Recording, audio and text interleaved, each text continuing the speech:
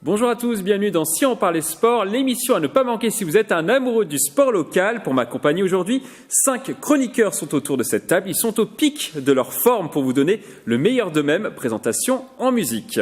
On commence à ma droite, les émissions. Il les prépare pendant plus de 2 semaines non-stop pour être au top le jour J. Il ne dort qu'une heure par nuit. C'est un acharné de travail, le capitaine Yann Dujarrier du club de Vélizy 78. Pista au club de Vélizy 78 est avec nous. Bonsoir Mickaël. Alors vous avez travaillé l'émission. Oui, alors moi, une heure par nuit, c'est hein. 1 heure par sieste. Moi, c'est 1 heure de la sieste, déjà, c'est minimum 1 heure par jour. Après, la nuit, c'est beaucoup plus long. Donc vous ne travaillez pas l'émission? Si, bien sûr. Si, bien sûr. Je suis très, très efficace quand je travaille. On passe de l'autre côté à musique. Ses fans l'ont pleuré lors de la dernière émission, mais elle est de retour aujourd'hui après un talk d'absence. Elle nous vient tout droit de Versailles. Elle vous a manqué, elle nous a manqué. Notre ambassadrice de charme, Hélène Delagrange, spécialiste du pole dance à Versaille. Je suis ravie de revenir, Comment mais vous allez me faire pleurer là avec tant de compliments comme ça. Ouais, on a reçu des lettres de fans en tout cas. Oui. J'attends. Pour nous demander pourquoi vous n'étiez pas là. Ah oui, mais bon, voilà, je n'ai pas pu, mais bon, voilà, je suis de retour. On passe de l'autre côté, musique. Il nous vient lui aussi de Versailles, toujours parfaitement habillé à la James Bond. L'homme au pistolet d'or n'a pas de permis de tuer aujourd'hui. Il sera au service de sa majesté, le sport et non pas dans un casino royal.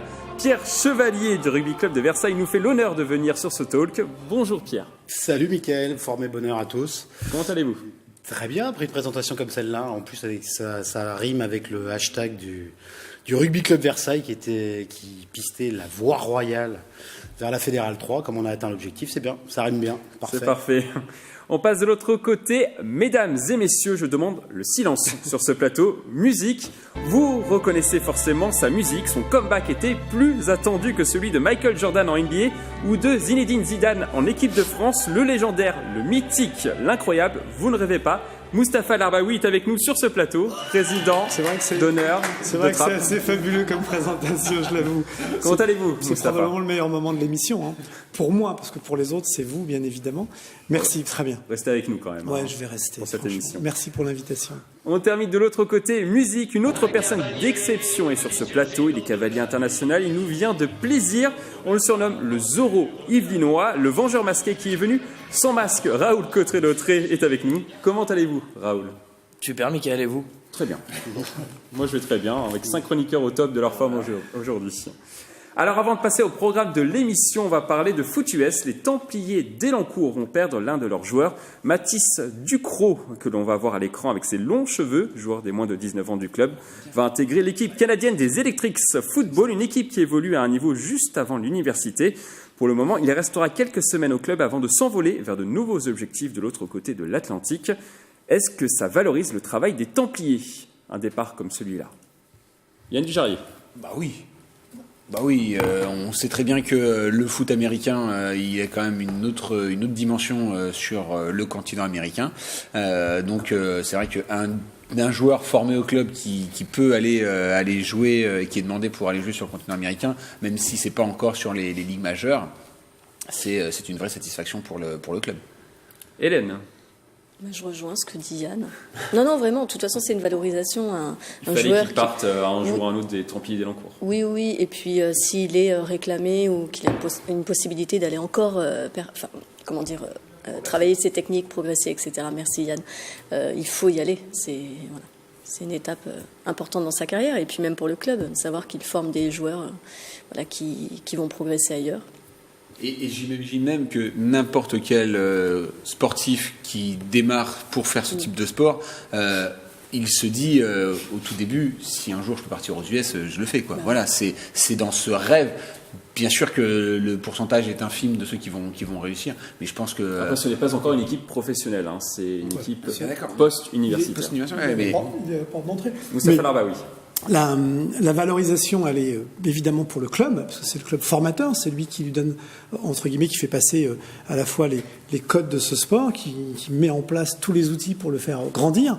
Mais la valorisation, c'est le joueur qui la donne à son club, et c'est lui qui en est valorisé pour partir. Mais quel que soit le sport, quand on est, moi, au club de foot de Trappes, c'est, allez, c'est un déchirement de voir partir des gens humainement, mais c'est un bonheur de les voir partir, surtout si c'est pour jouer sur un niveau supérieur. Donc là, on parle des États-Unis pour le foot, mais il y a des Américains qui veulent venir en France pour le soccer, pour le football, le nôtre. Donc le fait d'aller là où le niveau est bon, c'est valorisant pour le club formateur, mais c'est bon pour le joueur, et c'est le joueur qui apporte cette plus-value quelque part au club. Pierre Chevalier. Particulièrement dans le foot US, dans le football américain précisément, il y a américain. C'est un sport qui est pas, on va dire, qui est pas typique ou qui est pas historique en Europe et notamment en France. Donc qu'un jeune comme celui-là puisse aller s'aguerrir aux États-Unis, prendre de la technique, prendre de l'enseignement, prendre de l'expérience, la rapporter en France, parce que à mon avis c'est ça l'objectif. C'est tout bon pour le joueur, comme disait Mustapha, pour le club également. Et il faut juste espérer pour les Templiers que c'est pas le meilleur élément, le meilleur joueur à son poste, pour pas qu'il soit trop déshabillé pendant son séjour aux US, mais de toute façon, s'ils le récupèrent, et quand ils le récupéreront, ça sera une valeur ajoutée. Raoul, les deux sont gagnants finalement dans l'histoire. Pour résumer, ouais, je pense que ça permet au club un premier bon référencement, et pour ce joueur, de toute façon, c'est un palier qui est indispensable pour lui. Et quand le sport ne fait pas partie de la culture du pays, il est indispensable pour quelqu'un de talent de vite prendre son envol pour aller jouer dans la cour des grands. Donc je pense que le point positif est dans les deux camps et est majoritaire. Non, on peut encore continuer de parler sur ce sujet quand même, Michael. En tout cas, on lui souhaite bon courage pour la suite de sa carrière. Nous allons maintenant passer au programme de l'émission. Aujourd'hui, nous allons parler d'équitation. Un jeune athlète handicapé s'est lancé le défi de participer aux Jeux paralympiques de 2024. Nous ferons également un coup de projecteur sur le lien entre sport et politique. Mais avant de développer ces thèmes, on va parler football dans ce talk.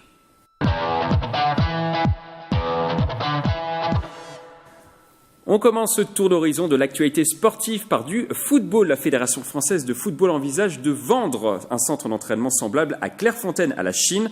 Le site construit dans le sud des Yvelines est mondialement connu pour abriter les équipes de France de football avec toutes les technologies dernière génération pour les sportifs. Le président de la FFF, Noël Le Graët, voudrait vendre le savoir-faire de ce site pour une implantation aux alentours de Pékin. Si le deal se fait, ce serait une grande première mondiale. La question sur ce thème, est-ce que vous êtes pour ou contre ? Vous votez. Vert, c'est pour. Vert, c'est pour. Rouge, c'est contre. Je mettrais bien du rouge pour être en contradiction, mais... Ah bah, il y a du rouge. Un petit, du rouge pour vous, Hélène ? Moi, je suis un peu... On fait un petit duel avec Yann Dujardin. Vous aussi, excusez-moi. Pierre Chevalier. Alors, Hélène. Je suis un peu partagée parce que vendre toujours à l'étranger des structures et des capacités, tous ces complexes-là, ça me chagrine un peu. Alors oui, il y a une histoire d'investisseurs, il y a tout ça, mais ça me chagrine un peu. Donc, ça ne vous plaît pas ? Non, j'aime bien que ça reste dans le pays et que ce soit pas toujours racheté par l'extérieur ou voilà. Je suis rouge aussi, je peux juste... non. Juste après, Yann Dujardin. Pierre Chevalier. Je trouve que on parlait justement d'échange d'expérience pour le football américain. Là, c'est du football, et surtout, on ne parle pas forcément, dans ce cadre précis, de sport, ni de méthode, ni de technique, ni vraiment de ce qui fait, par exemple, la spécificité ou le sel ou la performance de l'équipe de France, 2 fois championne du monde. On parle d'un écrin technique, d'un écrin de... C'est l'infrastructure. C'est l'infrastructure elle-même. On parle d'un bâtiment, sûrement de l'équipement qui est dedans, des technologies de pointe qui sont à l'intérieur, mais on ne vend pas notre âme et on ne vend pas notre savoir-faire sur l'équipe de France par ce biais-là.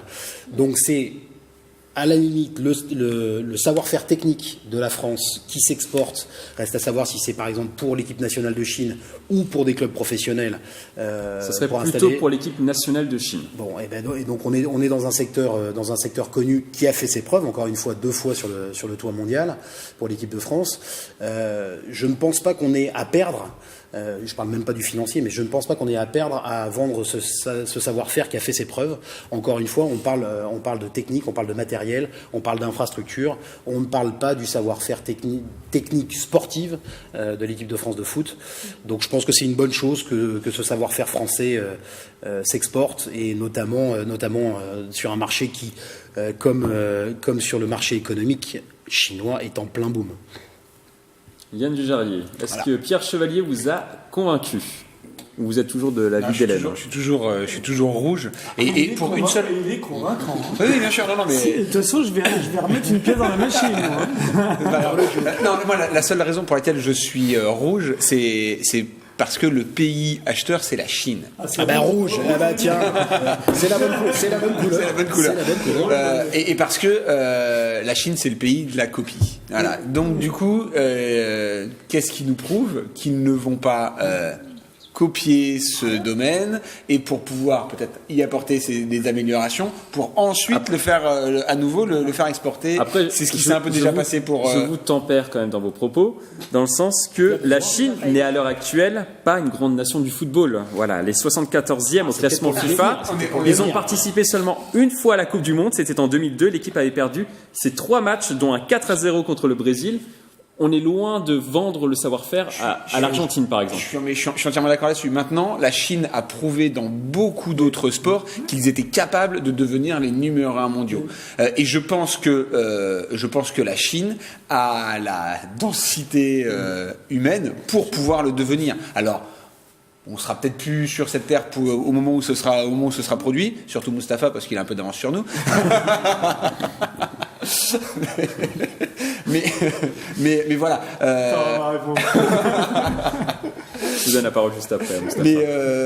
Mais c'est vrai que non, ouais, j'ai juste un petit peu de mal par rapport au fait que la Chine soit le pays de la copie, et donc et surtout ils ont cette capacité d'adaptation sur beaucoup d'autres sports, à pouvoir faire travailler leurs athlètes pour devenir les meilleurs. Donc pour moi, je suis même pas sûr qu'ils aient besoin de ça, et c'est peut-être faire scier la branche sur laquelle on est assis, parce que c'est peut-être justement leur donner un coup de pouce qui leur ferait gagner beaucoup d'années, et c'est peut-être dommage. Mustapha. Bon, le meilleur argument a été donné, donc je vais simplement relever ce qu'a dit notre ami Yann. Alors, c'est le privilège de l'âge, c'est aussi avoir un peu de recul et un peu de sagesse, et tempérer, pour le coup, ce que tu dis. D'abord, la peur n'évite pas le danger. Donc si on en a peur, il y a un danger, on ne l'évitera pas forcément de cette manière, premièrement. Deuxièmement, si c'est pas la France qui le fait, probablement que ce sera d'autres nations qui le feront. Et on peut penser à des nations qui tiennent la route quand même dans le foot. On pense au Brésil, par exemple, qui savent jouer. On pense à l'Allemagne, qui savent dans deux dispositions différentes. Donc la peur n'évitant pas le danger, il peut très bien que d'autres le fassent. Troisièmement, moi je préfère que ce soit la France, pour une raison très simple. C'est que moi je considère que l'excellence à la française, que ce soit dans le luxe, ils cherchent à nous copier aussi. Et pourtant, on demeure les numéros 1 du luxe. On aura toujours une longueur d'avance. Combien même on partagerait des choses ou copier, la culture, c'est quelque chose qu'on n'appréhende pas simplement en copiant. Une culture, c'est beaucoup plus profond. On l'a dans le luxe, on l'a dans d'autres domaines d'excellence. Laissons-les copier. Dans l'aéronautique, par exemple, on a toujours une longueur d'avance, parce que la France, c'est pas simplement aujourd'hui qu'elle a appris des choses et qu'elle les transmet aujourd'hui, c'est que c'est des milliers d'années d'expérience, et ça compte pour une nation. Et enfin, pour terminer, combien même ils nous copieraient, on a besoin d'autres nations de très haut niveau. Ça veut dire qu'ils viendraient à notre niveau, que ça permettra à la France d'être encore plus excellente pour se rivaliser avec des nations excellentes. Et enfin, pour terminer, un 5e argument. Ouais, j'en ai pas fini. Parce que là, tu m'as cherché. Tu cherches le vieux. Là, le vieux est très peu. 5e argument. Le 5e dont je ne me souviens pas. Donc, et c'est vrai que ça reste aussi un domaine économique qu'il ne faut pas avoir peur de valoriser. C'est probablement demain un demi-point de PIB. C'est-à-dire que vendre le sport, l'excellence dans le sport, c'est des infrastructures, c'est des ingénieurs, c'est des sportifs qui vont aller chercher faire. Bref, il y a un domaine économique qu'il ne faut pas sous-estimer non plus. Donc, il ne faut pas en avoir peur de ça. D'accord ? Le sixième argument. Et le 7e, donc, parce que j'en avais un 6e. Le 6e argument des Verts, Allez les Verts, c'est justement le fait que ce soit la conclusion de 20 ans de football au plus haut niveau, Exact. de 98 premier titre à 2018 deuxième titre pour l'équipe de France. Ils l'ont préparé, ils l'ont façonné à Clairefontaine. Si ça permet justement à d'autres nations de se hisser au niveau de l'équipe de France pour que ce soit une compétition franche, virile mais correcte, c'est très bien. La dernière Coupe du Monde justement hors du commun, c'est qu'on a vu des équipes émergentes. On n'attendait pas. La fin de tableau était inattendue, à part la France forcément, elle était complètement inattendue.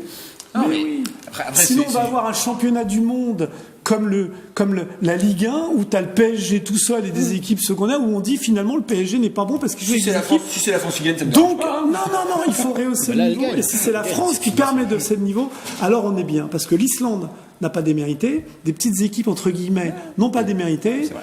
Donc, ça se transforme beaucoup plus vite qu'on ne le pense. Moi, j'ai vu le Japon jouer. Franchement, très belle équipe. En Non, tout non, cas, on peut continuer. on pourrait continuer une heure, je pense, sur ce sujet-là. En tout cas, Noël Le Graët envisage de faire ce projet, mais ce n'est pas encore signé, je le précise, ce n'est pas encore officiel. On continue par du football. La Coupe du Monde féminine commence le 7 juin et les Yvelines vont participer à cette grande fête. La FIFA et le comité d'organisation ont retenu Croissy-sur-Seine comme terrain d'entraînement pour 4 équipes nationales. L'équipe de France, l'Afrique du Sud, l'Écosse et la Dream Team américaine vont s'entraîner sur le site à partir du 3 juin. Les équipements avaient déjà été utilisés par l'équipe de Russie pendant l'Euro 2016. On écoute le maire de la commune au micro de TV 78. C'est une surprise, non, c'est la continuation de ce qu'on avait déjà engagé avec l'Euro 2016 et puis l'équipe d'Angleterre l'année d'après qui est venue s'entraîner ici. Donc effectivement, on avait candidaté pour la Coupe du Monde. L'équipe de France est le premier numéro 1 mondial, l'équipe des États-Unis, oui, ça peut nous convenir, bien sûr. Et ce qui est intéressant, c'est qu'il y aura des entraînements ouverts. Donc on pourra faire profiter nos jeunes sportifs, ils pourront côtoyer des sportifs de haut niveau. Et ça, c'est aussi très important pour moi. La 8e édition de la Coupe du Monde féminine se déroulera du 7 juin au 7 juillet dans l'Hexagone. Est-ce que Croissy-sur-Seine a raison de continuer à recevoir des équipes nationales ? Ce n'est pas encore la question sur ce thème. Je poserai la question un petit peu plus tard. Moustapha. Non. C'est quoi cette disposition prise par le maire? C'est choquant. Non, je plaisante. Mais évidemment que oui. Mais je voudrais tout de suite. Qu'est-ce que ça apporte à une ville finalement de recevoir une équipe nationale comme celle-là? C'est 4 équipes nationales. Alors, d'abord, ça engage la commune sur des responsabilités qui sont énormes. C'est-à-dire qu'on reçoit une équipe nationale, il y a le choix qui est fait par cette équipe internationale, et la ville qui reçoit, dans son engagement, par définition, elle prend des responsabilités. Elle doit en être à la hauteur. Donc en général, c'est bénéfique pour la ville parce qu'on s'occupe des installations pour les mettre vraiment au meilleur niveau. Donc là déjà, c'est un engagement positif pour la ville. Ensuite, ça crée de l'effervescence pour ce sport dans sa ville. Donc c'est à la fois techniquement favorable et pour l'ambiance autour du sport et pour la ville, ça reste un élément important. Et puis troisièmement, la preuve, on parle. Moi, Croissy-sur-Seine, c'est pas des gens dont on parle tous les jours. On en parlera aussi. Donc il y a à la fois cette visibilité. On va s'occuper des installations qui profiteront aux joueurs après la Coupe du Monde. C'était vrai pour la Coupe du Monde masculine. Et donc voilà. Donc c'est bon pour Croissy, c'est bon pour les installations, c'est bon pour le sport. Raoul, vous êtes d'accord avec Moustapha ? Oui, tout à fait. Non, mais je veux dire, Mais par contre, sur la Coupe du Monde féminine, il faut qu'on en parle. C'est pas bien ce qui se passe. On en parle sur ce Il est plateau. indispensable dans tous les cas que pour des villes que des événements suscitent le challenge et mettent à l'épreuve leur capacité à se mettre à la hauteur d'un événement, d'un regroupement et que une énergie supplémentaire soit créée au sein de cette ville. Et c'est logique finalement qu'une ville comme celle-là se lance dans ce type d'opération parce qu'ils ont eu la Russie en 2016, on le disait précédemment, comme camp de base. Ils ont également eu l'Angleterre pour un match amical un petit peu plus tard. Finalement, ça rentre dans l'ADN du club, enfin de la ville, je veux dire. Tout le recul et les reins nécessaires pour encaisser cet événement-là. Donc Surtout que d'autres villes le fassent. Trappes devrait se lancer dans justement, la bataille. La question sur Trappes ce thème. aussi ce genre de voilà, on a besoin de ça aussi. Moustapha, Trappes, par justement, exemple. la question sur ce thème. Un seul site dans les Yvelines, est-ce que c'est une déception? Oui ou non? Vous votez. Non, c'est pas une déception? Pardon. C'est une déception. À Trappes. Bon, allez, moi, je vais Oui, dire. c'est une déception. On fait un petit duel entre vous, Moustapha et Pierre? Pierre, vous commencez ? Allez, je commence. Moi, je pense pas que ce soit une déception, dans la mesure où les candidatures sont ouvertes. C'est des dossiers assez larges, des gros cahiers des charges, sûrement pour accueillir ces équipes internationales, qui, je le précise, je pense, parlent entre elles. Les équipes internationales, vous rappeliez en gros ce que Croatie avait accueilli jusqu'à maintenant. Les équipes internationales se passent les tuyaux. Une ville qui les reçoit bien, dans laquelle ils peuvent bien préparer la compétition et dans laquelle éventuellement ils performent, c'est un tuyau qu'on se passe. Donc là, je pense que la réputation de Croatie est bonne. Et là, elle a l'occasion unique de frapper un grand coup en recevant 4 équipes. Et c'est ce qui me fait dire non, c'est pas une déception, c'est que pour tous les Yvelinois, il y a un endroit qui centralise toutes les attentions peut-être, mais au moins qui permet de voir du football pendant toute la Coupe du Monde, d'avoir toujours une équipe à suivre et à regarder. En plus, c'est pas les plus petites équipes qui sont reçues, avec les Américaines et l'équipe de France évidemment en tête. Donc je pense que c'est une chance qu'a su saisir Croissy-sur-Seine. C'est une chance pour les Yvelinois d'avoir un seul lieu, une unité de lieu justement pour aller voir du football féminin. Et dans cette exposition et cette évolution du football féminin, c'est une très bonne chose de pouvoir justement lui donner cette exposition-là. Mustapha. Alors, ma déception, elle n'est pas sur le fait que ça soit à Croissy-sur-Seine. On se met bien Oui, d'accord. je comprends bien. Je suis très heureux pour eux et c'est bien que ça soit une ville, d'ailleurs le département qui en bénéficie. Moi, ma déception, elle vient que d'autres communes n'aient pas réussi aussi à se hisser là où tu viens de le dire. C'est-à-dire qu'effectivement... Je rappelle que pour l'Euro 2016, il y avait Clairefontaine qui accueillait l'équipe de France et Versailles qui accueillait l'équipe d'Irlande, ainsi que Croissy-sur-Seine qui accueillait là aussi. Montboron. Donc, je valide l'argument. Donc, ma déception, elle n'est pas sur Croissy, qui a su se mettre en valeur et qui a gagné. Ça reste les Yvelines, donc on s'en réjouit. C'est juste que ma déception, elle est que d'autres... Parce que la question, c'était pourquoi pas plusieurs sites. Donc moi, ma question, c'est pourquoi pas... Est-ce que c'est une déception ? Voilà. Moi, ma déception, c'est le fait que ça puisse être Croissy et Trappes, par exemple, parce qu'à un moment donné, ça nécessite de travailler les installations, ça nécessite que la réputation soit bonne, parce que tu en as parlé, ça nécessite qu'ils parlent de Trappes différemment. Donc ouais, c'est bon. Et pourquoi Trappes ? Parce que Trappes, je connais un peu, et parce que Trappes, j'y ai un engagement très particulier. Depuis maintenant 16 ans. Alors Trappes, il y avait eu des rumeurs, Mustapha, sur la ville de Trappes qui pouvait organiser justement des entraînements pendant la Coupe du Monde. C'était, en tout cas, le dossier a été évoqué. Je ne sais pas si ça aboutit ou pas. Il n'est pas arrivé jusqu'à mon bureau de président de club à l'époque ou président d'honneur aujourd'hui pour donner des conseils. Mais bien sûr que c'est important que les dossiers arrivent également à Trappes. Et pardonnez-moi de parler de Trappes, c'est juste que j'y suis implanté depuis 16 ans et que j'ai un peu je connais un peu le sujet. Mais je répète, Croissy, bravo, que d'autres puissent se hisser au même niveau qu'on ait plusieurs sites et que ça valorise le département au travers de plusieurs villes. Hélène, Versailles aurait dû candidater. Versailles pour une ville qui a reçu l'équipe d'Irlande, je le disais, lors de l'Euro 2016, avec des infrastructures qui peuvent accueillir des grosses équipes. Si Versailles peut, Versailles doit. Donc, non, mais c'est con. C'est vrai. C'est bête, pardon. Non, mais je pense que c'est ça. Trappes, oui, mais est-ce que Trappes peut vraiment... voilà, c'est la question. Versailles, je pense que Versailles est déjà accueilli. Donc, je pense que sur la réponse c'est oui, Trappes peut, mais il y a du boulot. Ouais. La chose qui manquerait sur Trappes, je pense que c'est l'hôtellerie. Bien sûr. Il faut une hôtellerie qui puisse... On peut aller à Versailles.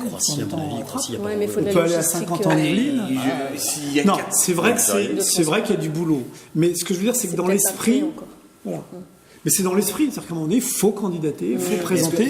Parce que ça, est-ce que c'est pas une question de timing et d'intérêt. Est-ce que Versailles a dû avoir l'occasion de se positionner, Trappes également, sûrement. Est-ce que c'est pas une question de choix dans la mandature municipale de se dire on part pas, on propose. En sachant que Versailles accueillera les JO de 2024. Et la ville commence à se positionner sur les JO 2024. Ils sont déjà peut-être plus que sur la Coupe du Monde. Oui, c'est ça. Ils sont peut-être déjà en train de focaliser sur cette échéance-là. Et la Coupe du Monde de rugby 2023 également. Donc, la Ryder Cup, ils étaient dessus. Enfin, Versailles, ils avait accueilli l'équipe d'Angleterre en 2007, de rugby. Bon, voilà, c'est peut-être pas le bon timing pour la ville de Versailles ou les autres municipalités des îles. Il faut se fixer des objectifs. On est bien d'accord sur le timing, on est bien d'accord sur le fait que ce soit des dossiers moins solides pour des tas de raisons techniques, mais il faut se fixer des objectifs, sinon ça n'avance pas. Et Trappes, si c'est l'image qu'on en a aujourd'hui, il y en aura peut-être une autre demain. En tout cas, félicitations à Croissy-sur-Seine qui va accueillir 4 équipes nationales du 7 juin au 7 juillet du coup, sur leur terrain d'entraînement. On va maintenant fermer cette page football pour parler équitation dans notre focus du jour.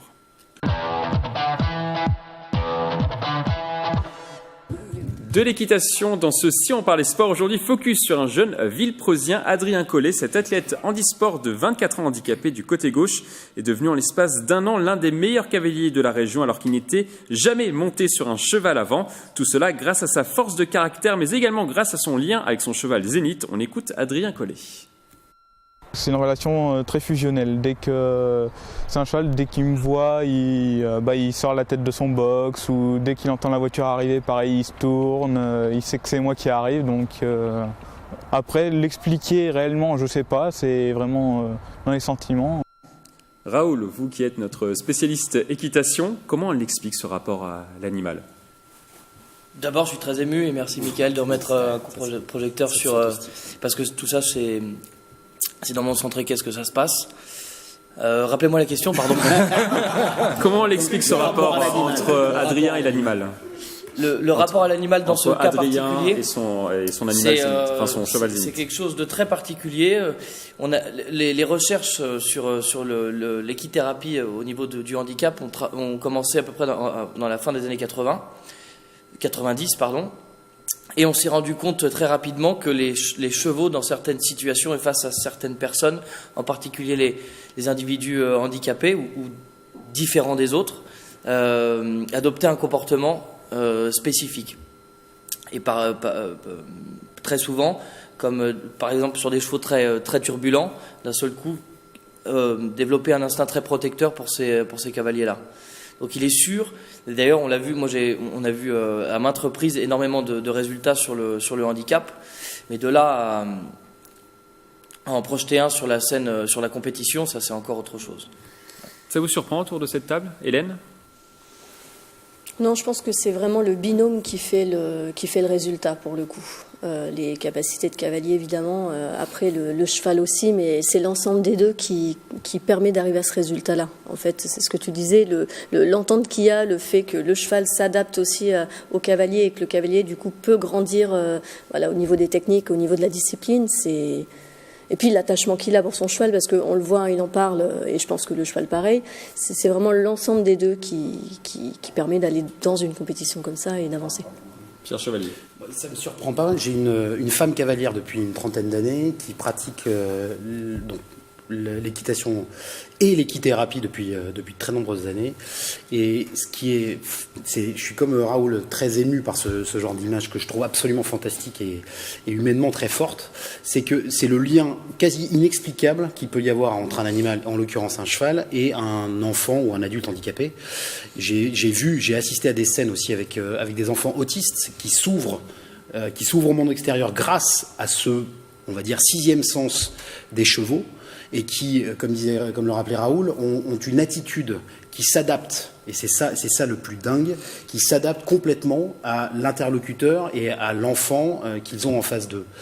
Je ne sais pas si vous avez vu aussi récemment une vidéo d'un cheval qui faisait de la voltige, avec qui on faisait de la voltige, et son maître, depuis, quand il a vu que son cheval avait une capacité justement à détecter certaines maladies et surtout à faire du bien aux hommes, l'a amené dans des hôpitaux, et on voit ce cheval dans des couloirs d'hôpital et d'aller de chambre en chambre et s'arrêter uniquement, par exemple, devant les chambres de patients atteints de cancer.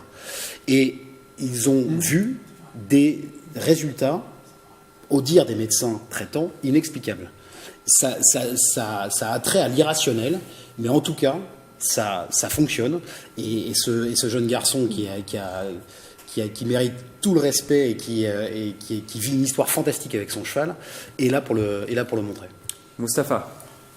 Moi, je découvre le reportage comme vous. C'est un coup à chialer, quoi. C'est chaud, c'est précieux, c'est une belle histoire. Déjà, rien que ça, moi, ça me parlait d'émotion. Ouais, c'est un coup à chialer, tellement ça fait plaisir, tout simplement. Juste plaisir. Voilà, pour le reste, j'ai entendu beaucoup d'histoires aussi de ce type-là, comme ce cheval qu'on amène dans l'hôpital et qui s'arrête, lui, qui choisit finalement là où il pense servir. Le cheval s'arrête là où il pense qu'il peut servir à quelque chose, et on ne l'explique pas, donc je ne vais pas chercher à l'expliquer. Mais ce qui est sûr, c'est que c'est toujours pareil. les couples, ce qui fait que ça fonctionne bien, c'est vrai entre deux êtres. Je ne sais pas pourquoi ça fonctionne bien entre deux êtres.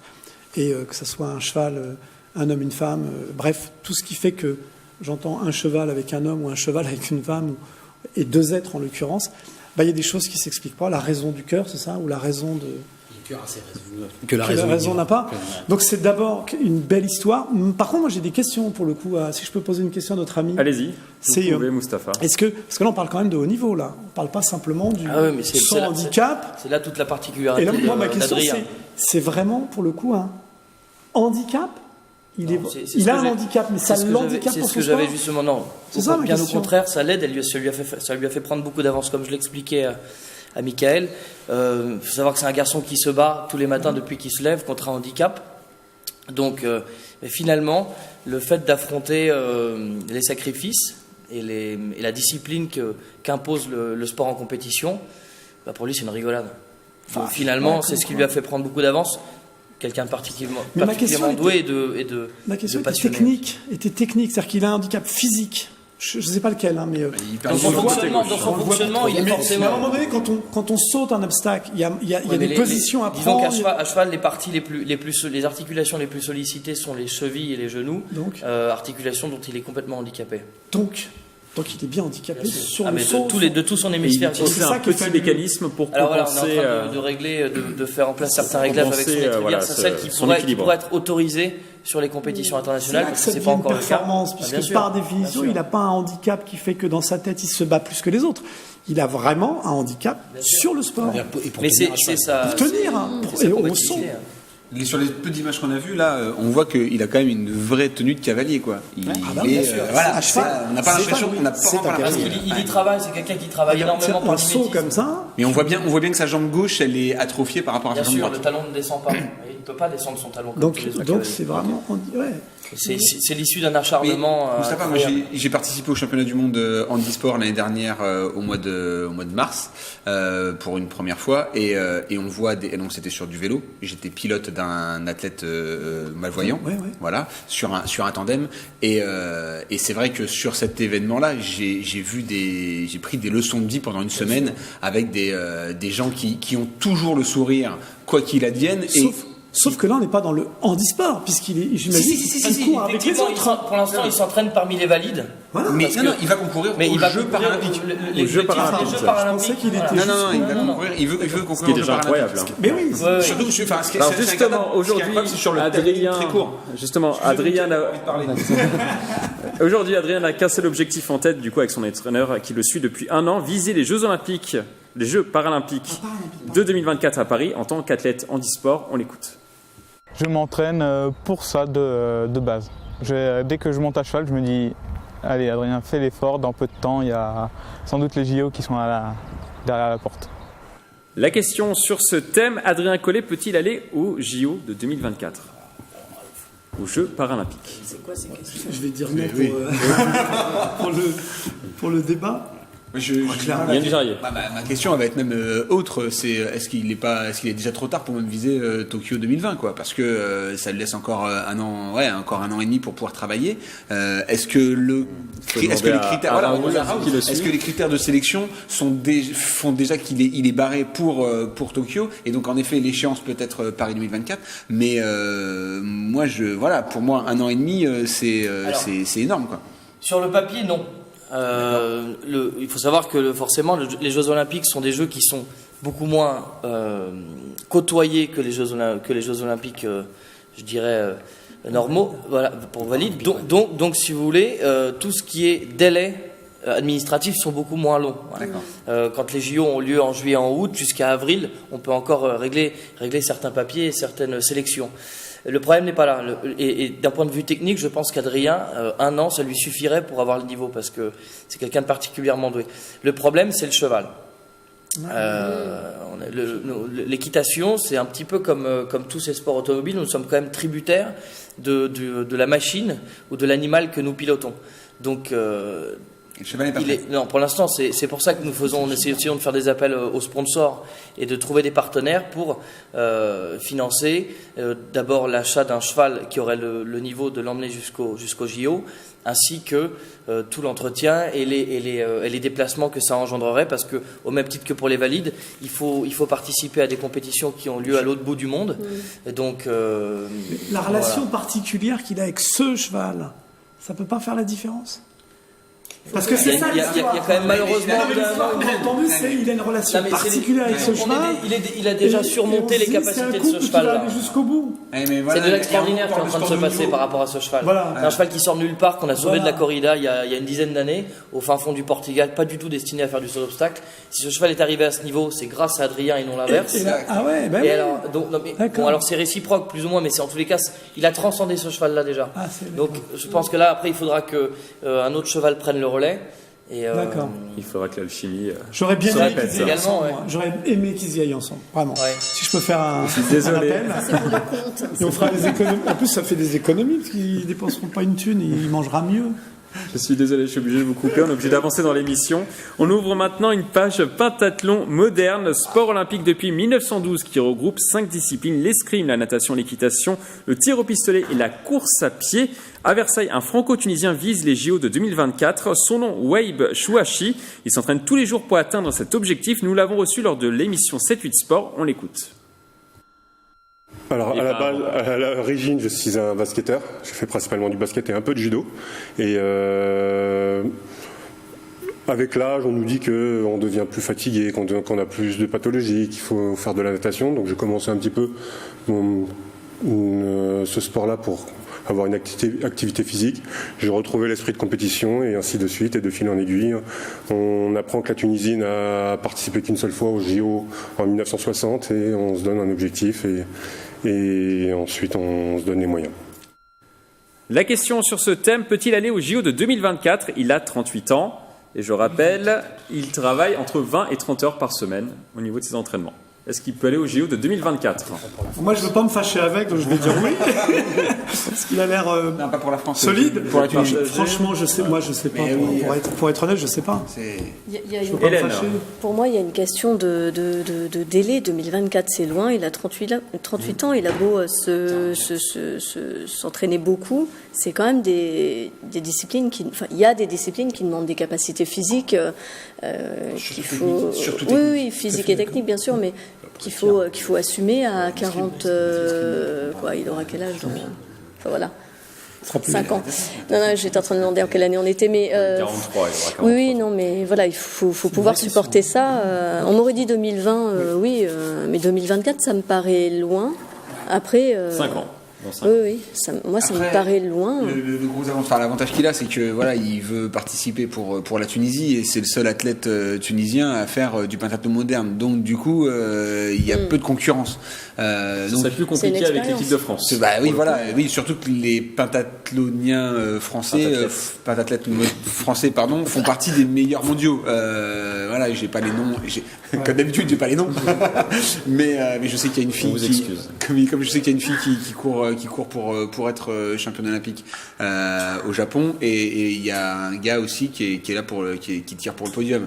Donc en effet c'est très compliqué. Maintenant voilà, pour la Tunisie, étant donné qu'il est tout seul, pourquoi pas. Mais voilà, c'est vrai qu'à 44 ans, il aura simplement à établir les minima olympiques. Mais bon, c'est quand même pas donné à tout le monde. Et puis à 2 mètres la carcasse pour aller courir, c'est quand même pas Par contre, il est très fort du coup en natation et en escrime. En sachant que c'est 5 sports. Justement, il est assez étonnant cet athlète-là, cette espèce d'armoire étonnante. La réponse à la question, c'est en gros la capacité d'ici les 5 ans qui sépare de 2024 entre le technique et le physique. Il a des facilités pour la natation, pour l'escrime, avec une allonge, à mon avis, assez dingue. Course à pied, il faut la mouvoir, cette structure-là. L'équitation, c'est lui qui porte le cheval. Pour le tir, bon, là aussi une allonge, mais il faut qu'il ait le bras qui tienne bien droit. Et Côté équitation, oui. Son point faible pour l'instant, c'est l'équitation. Il a commencé il y a quelques mois. Je pense qu'il doit en mettre avec des rollers. Je crois qu'il doit mettre des rollers sur le côté pour que ça monte. Plaisanterie mise à part, c'est justement cette capacité-là à maintenir ses capacités physiques et à maintenir aussi le niveau technique qui est très exigeant pour le pentathlon. Donc, d'ici 5 ans et 43 et quelques justement, printemps. Il vient d'appeler la régie, il vous attend à l'extérieur. Je dis juste roller, moi, mais je prendrai un tabouret et puis tu m'en occupes aussi, ça marche. J'ai pris mes distances. Je cours vite. Ça va, on lui souhaite. Moi, c'est un sujet qui m'a beaucoup intéressé quand j'ai étudié l'ensemble des sujets de l'émission. Et du coup, j'étais avec quelqu'un assez proche dans mon entourage qui, lui, fait partie de l'infanterie parachutiste dans l'armée. Parce qu'il s'avère, en fin de compte, que les épreuves du pentathlon, d'athlétisme et de natation sont très très proches de certaines épreuves qu'on passe dans l'armée, dans les troupes d'élite. Et quand on a étudié ensemble les résultats les moyens de certains bons athlètes du pentathlon, ce militaire me disait on est déjà loin des meilleurs résultats des gens de mon régiment. Donc il faut avoir et nous on en a reçu au cadre d'or de Saumur des pentathlètes. Je doute fort que même en 2024, il arrive à atteindre la condition physique de ces garçons-là. En plus, si ça fait simplement, s'il se met 1 an qu'il s'est mis à l'équitation, là je peux vous dire qu'il faudrait au moins 10 ans d'apprentissage pour réussir à finir le parcours. En commençant jeune. Même avec un cheval qui sait, pardonnez l'expression, mais qui sait lire et écrire. Là, c'est une participation, c'est pas de gagner. Et puis l'escrime, attention, l'escrime est un sport que je connais très bien aussi, qui se rapproche énormément de la boxe, qui est un sport très cardio. Ce monsieur-là, il est très grand, mais il se distingue aussi par un léger surpoids et effectivement une grosse carcasse à soulever. Les escrimeurs sont des gens très très très légers, qui se rapprochent vraiment beaucoup des boxeurs et qui ont un rapport poids-taille assez singulier. Donc pour l'instant, malheureusement, je le trouve qu'il représente le moins le pentathlète idéal. Est-ce qu'il les fera ? Oui, mais bon. Est-ce qu'il a raison d'y croire, Mustapha ? Ça reste l'esprit Jeux Olympiques. Est-ce qu'il a raison d'y croire, Mustapha ? Il a raison d'y croire, puisque l'objectif, c'est quand même de participer. Or, les Jeux Olympiques, je crois que l'idée, c'est l'essentiel, c'est de participer. En réalité, tout le monde veut gagner, mais voilà. Et il pourrait marquer l'histoire de son pays également. Il a peut-être plus de chances de participer que de gagner. C'est sûr. Pourquoi pas ? En tout cas, il aurait sa chance sous ce drapeau-là, puisqu'il n'y aurait pas de compétiteur, il est tout seul, et il aurait sa chance, bien évidemment. En tout cas, il doit la tenter. C'est un petit peu le Rasta Rocket il doit la tenter. De la Tunisie. J'aime bien, moi. C'est vrai que sur l'équitation, la grosse problématique de cette épreuve, c'est qu'il y a un tirage au sort. Et puis il y a un tirage au sort. À moins de venir s'entraîner chez moi. Là, c'est autre chose. Raoul, il y a un tirage au sort. Il y a un tirage au sort du cheval. Ils s'entraînent avec leurs chevaux. Hein. Il y a un tirage au sort du cheval avant la discipline. Ils sont montés au pied levé. Voilà. Tout à fait. Donc 5 disciplines, l'une pour compenser l'autre. Je sais qu'au dernier Jeux Olympiques, un des Français avait dit, et j'ai été très désavantagé sur l'équitation parce que j'ai tiré un cheval trop petit par rapport à mon gabarit. Et donc du coup, il est il avait les genoux qui touchaient dans un cheval trop petit là pour le coup. C'est vrai que s'il prend mon cheval par exemple, il va avoir des problèmes. C'est le principe des multidisciplines. Il y en a 5, il y en a toujours une qui compense l'autre et vice versa. Mais c'est une participation qu'on lui demande là. À exceller dans une, j'ai du mal à la distinguer pour l'instant. Natation peut-être. Mais natation, mais bon, pour l'instant. Ils vont lui rajouter la boxe. Très bon. Pour info, Raoul, il s'entraîne dans les écuries de Houdan. D'accord. Voilà. Vous les connaissez ? Oui, je connais bien mes confrères de la région. Alors, on va maintenant passer à notre page débat.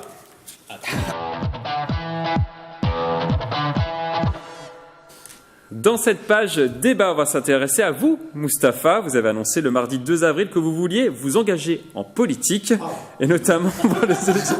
Vous auriez dû regarder les thèmes de l'émission. Et notamment pour les élections municipales de l'année prochaine à Trappes.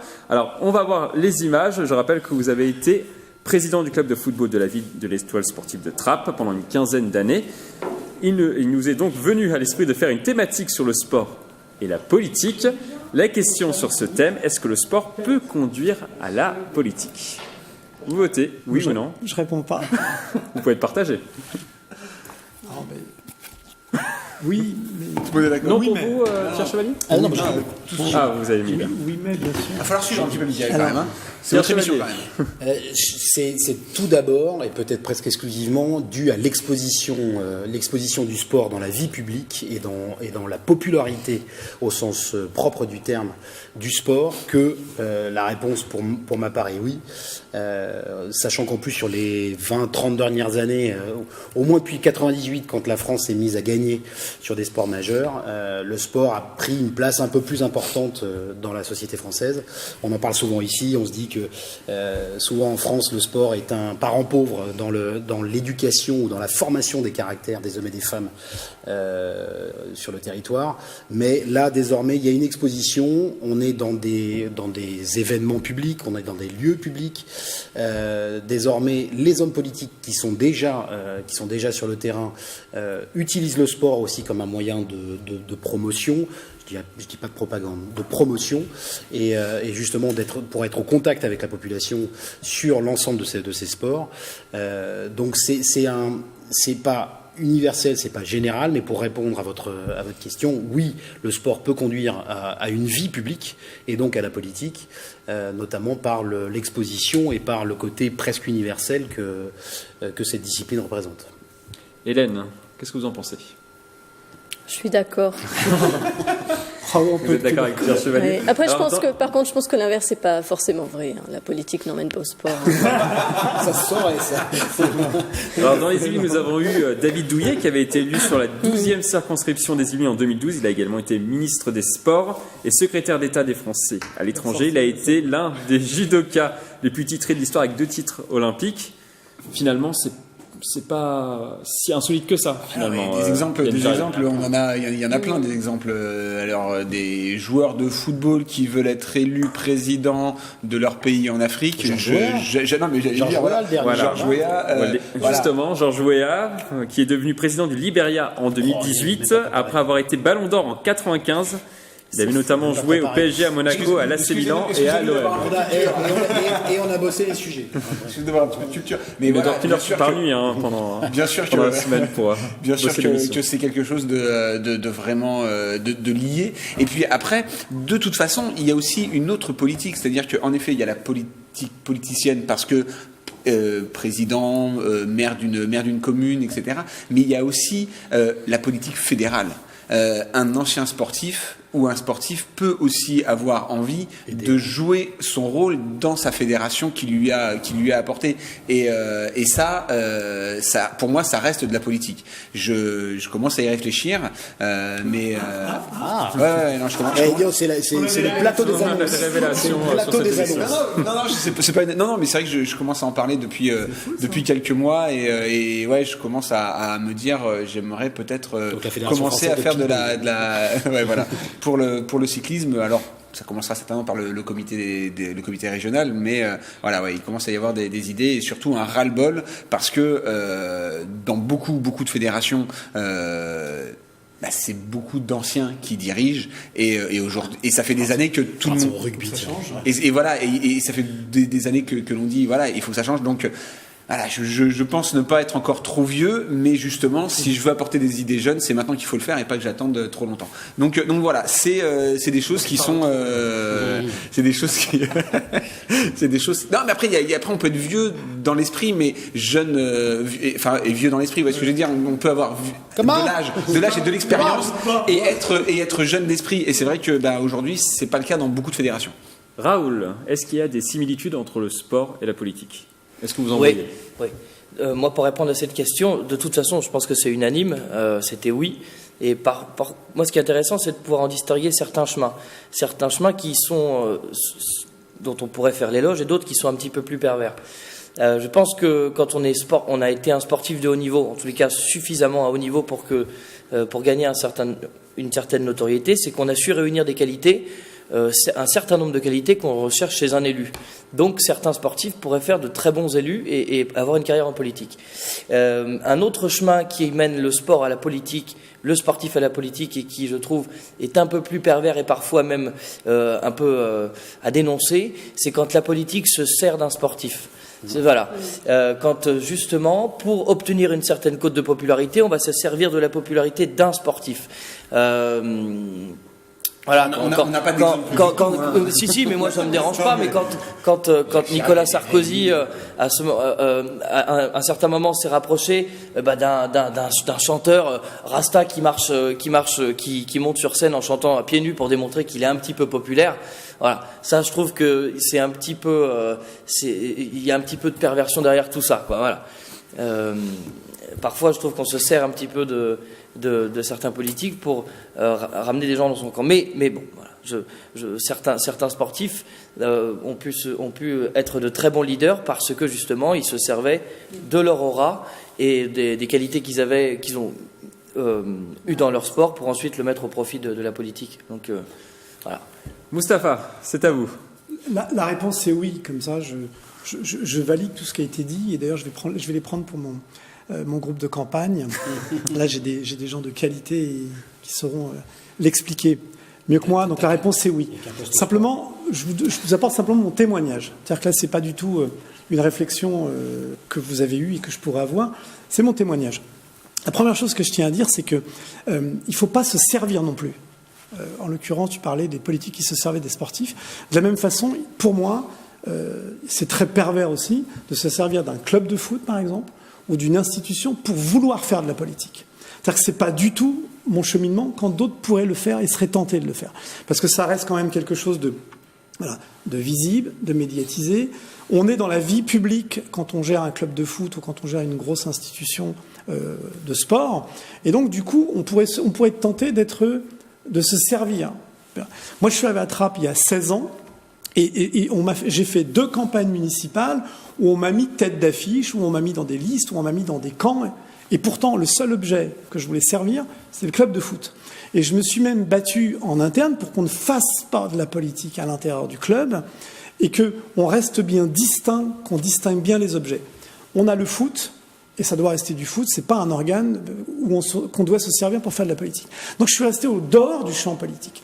Simplement, en étant dans le club de foot, ça a toujours été un prétexte pour moi. Un prétexte, le foot ou la culture, ça a toujours été un prétexte pour moi pour le dire, le sport est important, mais on peut aussi élever le niveau à la fois physique, sportif, mais aussi pour l'intelligence, l'ouverture vers autrui, etc. Et je me suis rendu compte qu'il y a des tas de choses à faire au-delà du sport et de la pratique, sans en sortir complètement. Mais par exemple, on a créé une académie, donc renfort maths français, parce que ces mômes-là, à un moment donné, ils vont être sélectionnés aussi par leur savoir, leur connaissance et leur capacité à travailler. Donc on a beaucoup travaillé avec des jeunes du club de Trappes. Voilà. Donc nos CM2, on travaille beaucoup actuellement, on travaille beaucoup sur la concentration. C'est important dans le foot. À l'école. On travaille beaucoup sur l'estime de soi, c'est important, dans le foot, dans le sport donc, et le travail. Et demain, des futurs citoyens. Donc on fait des sorties citoyennes, puisqu'on va dans des sorties qui sont dites mémorielles. Donc on va au musée de la Shoah là, dans 10 jours. On va à Verdun, on va sur des lieux mémoriaux, on va sur des lieux symboliques. Et donc, on instruit des choses importantes qui sont dans l'éducatif, qui sont dans le devenir du citoyen. Bref, il y a d'autres choses que le foot ou le sport en lui-même. Et c'est là que je me suis rendu compte qu'il y avait un effet levier par le sport. Et tout naturellement, je me suis dit, il y a peut-être d'autres effets leviers pour aller encore plus loin. Et c'est finalement le sport qui m'a amené à la politique et non pas la politique qui m'amène au sport pour pouvoir en faire. Donc l'objet, c'était le club de foot. Et à partir de maintenant, donc il y a quelques jours, je me suis lancé sur une association qui s'appelle Engagement au singulier, Engagement Trappes. Donc je m'engage pour aller, pour participer à la vie publique. Et moi, j'engage tout le monde, tous ceux qui nous écoutent. Ça fait partie de la vie démocratique. Il faut apporter des choix, il faut apporter des plus-values, des différences. Moi, je voudrais que ça soit sur un bilan de mes actions et en même temps des projets que je vais porter. Mais oui, la réponse est oui, le sport, on est très public quand on fait ce type de démarche. Je suis venu très souvent parce que le sport le commandait, donc du coup on devient visible. Et donc, mais c'est plus l'idée de servir, c'est plus l'idée d'aller sur sur l'éducatif, sur des thèmes comme cela qui fait que l'engagement en politique ou l'engagement public est devenu nécessaire pour moi. Pierre Chevalier. Tu rajoutes à ça évidemment un esprit de compétition qui peut à la fois basculer du sport à la politique. Et Raoul en parlait tout à l'heure en disant que ce sont des personnages publics, alors ceux qui captent la lumière, des capitaines, des leaders, et qui se trouvent avoir des qualités qui sont totalement compatibles d'un sportif à un politique. Et puis il faudra du souffle, de l'endurance, du souffle. Donc on peut retrouver beaucoup de critères avec le sportif. Yann Dujarier. Ah non, je voulais plus parler du sujet, moi je voulais parler d'autre chose. Simplement un petit message. Allez-y. L'émission est quasiment terminée. Un petit message, le 20... Attention, Moustapha vous attend à la le 20 avril, il y a le championnat du monde de France, carrément. Et il reste une minute d'émission. Sauf que moi, je trouve qu'on a zappé quelque chose d'important, c'est quand on parlait des féminines tout à l'heure. Je trouve ça très choquant qu'on n'en parle pas autant. Quand on parlait des mecs, c'est quasiment 2 ans avant qu'on en faisait des choux. On fait l'after de l'émission, en fait, en ce moment. 24-24, on parlait de la Coupe du Monde des hommes. Pour les filles, on en parle très peu. Mais les stats je veux pas que les filles soient un prétexte pour les clubs pour avoir des subventions ou pour faire de l'affichage ou des licenciés. C'est important que le foot, par des filles, soit... Je vous redonnerai la parole dans un instant. Pardon. Yann Dujarier, Moustapha, jusqu'où va vous emmener la politique ? Là où voudront les gens m'emmener, c'est-à-dire que c'est les électeurs qui décident. Je me suis engagé, ils voteront. Et vive la France. Et vive la France, absolument. Là, on est au municipal, on parle bien au du municipal. Absolument. Municipal à Trappes en 2020. J'ai un engagement local, et c'est mon objet, et c'est celui qui m'intéresse. Ça fait 16 ans que je suis sur le Trappes, et puis je crois que c'est l'idée d'engagement, de changement. Enfin, je ne vais pas faire un meeting aujourd'hui, mais c'est pour dire que, voilà, on m'y a amené, et c'est les gens qui voteront. J'ai pas encore fait ce choix parce que ma personne n'est pas importante dans cette histoire. Je veux participer à des changements, à des transformations. Tête de liste si nécessaire, avec on va dire, une liste si nécessaire aussi. Yann Dujarier, vous avez 20 secondes. J'invite tous les Saint-Quentinois à venir samedi 20 avril au Vélodrome du Saint-Quentin en Yvelines. Il va y avoir les championnats régionaux et j'ai vu sur les engagés que Grégory Boger était inscrit, Sébastien Vigier inscrit, Michael D'Almeida. Il y aura de l'équipe de France. Il y aura Quentin Lafargue, il y aura Quentin Calderon, des garçons qui ont participé au dernier championnat du monde. Ça va être un championnat d'Île-de-France de très haut niveau. Donc venez voir et l'entrée sera gratuite. Donc vous n'avez pas d'excuses. C'est la fin de cette émission. On va terminer par une citation de l'ancienne joueuse de football américain aux États-Unis, Mia Hamm, double médaille d'or au JO. Je construis un feu et chaque jour en m'entraînant, j'y ajoute de l'essence. Puis juste au bon moment, j'allume une allumette. Je vous laisse méditer sur cette phrase. À bientôt sur TV78 et une grosse pensée pour Jean Miss qui devrait revenir bientôt ici sur ce plateau.